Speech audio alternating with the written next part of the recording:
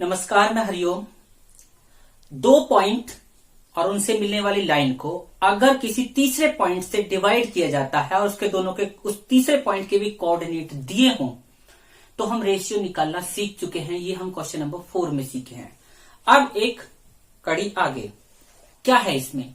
अब हमें दो पॉइंट दिए हुए हैं और तीसरा जो पॉइंट है वो हमें खुद ही सोचना है, बल्कि मैं ये कहूं कि तीसरे पॉइंट को निकालना है, वो आधा ही दिया हुआ है। तब कैसे हो, देखते हैं क्वेश्चन नंबर 5।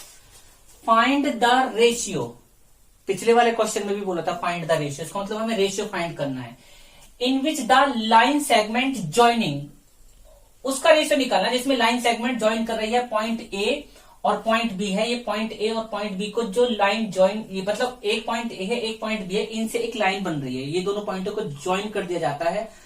तो अगर रेशियो फाइंड करना है तो कोई तीसरा पॉइंट होगा, तभी तो रेशियो होगा। Is divided by the x axis. अब ये एक्स अक्ष से डिवाइड हो गया। कहने का मतलब ये है, ये समझने के पर्पज से, मैं इसको सिर्फ समझने के पर्पज से ले रहा हूं। पहले एक काम करते हैं, हम इन कोऑर्डिनेट्स को इस पर प्लॉट करके देखते हैं। जैसे ये 1, -5 हम लेंगे 1, ये रहा 1, -5, ये यहां होगा पॉइंट ए, इसके कोऑर्डिनेट होंगे 1, -5। ये तो पॉइंट ए हो गया।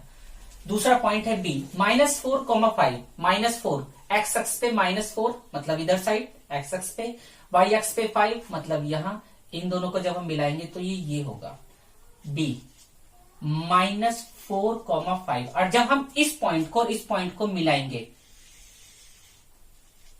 तो ये एक्स अक्ष पे, जहां ये एक्स अक्ष है, ये पॉइंट है सी, हम इसे मानते हैं सी, लेट सी।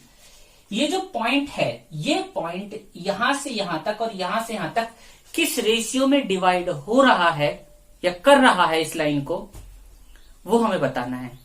मैं आपको पहले ही बता चुका हूं कि जब हम एक्स अक्ष पर चलते हैं तो कुछ तो हमें पता होता है। कुछ क्या पता होता है मैं बताता हूं। हमें वाई पता होता है।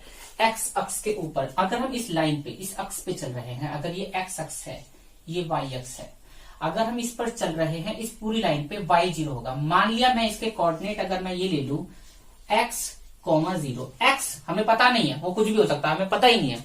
y तो 0 ही होगा। क्यों होगा? क्योंकि x अक्ष पे चल रहे हैं। तो इससे हमें थोड़ी हेल्प मिलेगी। अभी हमने क्वेश्चन आगे नहीं पढ़ा है। Also find the coordinate of the point of division, मतलब ये जो पॉइंट है, ये जो इस लाइन को डिवाइड कर रहा है, इसके कोऑर्डिनेट भी बताओ। कोऑर्डिनेट बताओ का क्या मतलब है भाई? कोऑर्डिनेट बताओ का मतलब है हमें एक्स कोऑर्डिनेट नहीं पता है, वाई कोऑर्डिनेट तो भैया रे पहले से ही पता है। पता है कि नहीं पता भाई? एक्स अक्ष पे है, y0 होगा कि नहीं होगा? बिल्कुल होगा। जब y0 है तो एक कोऑर्डिनेट तो हमें पता है, दूसरा कोऑर्डिनेट नहीं पता है, तो उस दूसरे कोऑर्डिनेट को भी फाइंड करना है।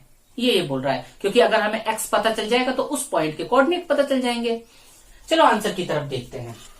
मैंने यहां ये कहा है, let the coordinate of x axis, बल्कि कोऑर्डिनेट्स बोलूंगा मैं इसको। Let the coordinates of x axis equal to x, 0 point c. मैंने इसे पॉइंट सी मान लिया। जैसे इसे पॉइंट सी माना, मैंने यहां पे बना दिया है ये चित्र। यहां पे पॉइंट ए ले लिया, यहां पे पॉइंट बी ले लिया, इस लाइन को मिला दिया। इसके बीच में कोई पॉइंट है, मैंने उस पॉइंट को सी मान लिया, जिसके कोऑर्डिनेट x, 0 माने। x, 0 इसलिए माने हैं क्योंकि वो x अक्ष पर है। उस चित्र को मैंने इस तरीके से डिजाइन किया है। पहले वाले को x1, y1, दूसरे वाले को x2, y2, और ये बीच वाला जो पॉइंट होता है, हम सेक्शन फॉर्मूले में इसको पढ़ चुके हैं कि ये x और y हम मानते हैं। और जिस पॉइंट पर ये टच होता है, यहां से यहां तक m1, यहां से यहां तक m2, ये हम मानते हैं। तो ऐसे ही मैंने इसको लेट किया। उसके बाद ऑल्सो दीज कोऑर्डिनेट, कौन से कोऑर्डिनेट? ये, या हम ये बोल सकते हैं दिस पॉइंट, ये पॉइंट सी भी लिख सकते हैं, या तो दिस पॉइंट या these coordinate divide the line in the ratio m1, ratio m2, ये मैंने मान लिया है। अब करते हैं, देखिए हम जानते हैं y equal to m1 y2 plus m2 y1 upon m1 plus m2।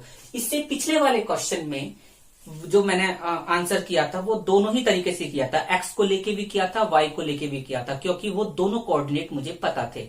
लेकिन यहाँ पे x कोऑर्डिनेट मुझे नहीं पता है, तो मुझे y कोऑर्डिनेट को लेकर ही इसके रेशियो निकालने होंगे। तो y का मैंने फॉर्मूला लिखा, इस y के लिए ये फॉर्मूला होगा। m1 हमें नहीं पता, y2 पता है, प्लस m2 नहीं पता, y1 हमें पता है, m1 प्लस m2 नहीं पता। ये पूरा 0 के बराबर होगा क्योंकि ये कोऑर्डिनेट 0 है, 0 y की जगह 0 और ये मैंने यहां रख दिया। इसको जब मैं इधर लेके जाऊंगा क्योंकि इस साइड ये डिवाइड में है, तो इधर जब मैं लेके जाऊंगा तो ये 0 के साथ मल्टीप्लाई हो जाएगा। इसको क्रॉस मल्टीप्लीकेशन भी बोल देते हैं कई बार। तो 0 में इस पूरे ब्रैकेट की मल्टीप्लाई, इसकी इसके साथ मल्टीप्लाई, ये इसकी इसके साथ मल्टीप्लीकेशन करेंगे तो ये आएगा। 0 में किसी की भी मल्टीप्लाई कर दो भैया, अरे भस्म कर देता है 0, किसी की भी मल्टीप्लाई कर दो 0। ऐसे ही ये तो पूरा 0 हो गया, ये मैंने ऐसे लिख दिया। अब इधर से m2 माइनस में ऐसे मारी लात दबा के इधर लेकर आए हम। इधर 5m2 इक्वल टू 5m1। हमें m1 और m2 का रेशियो चाहिए।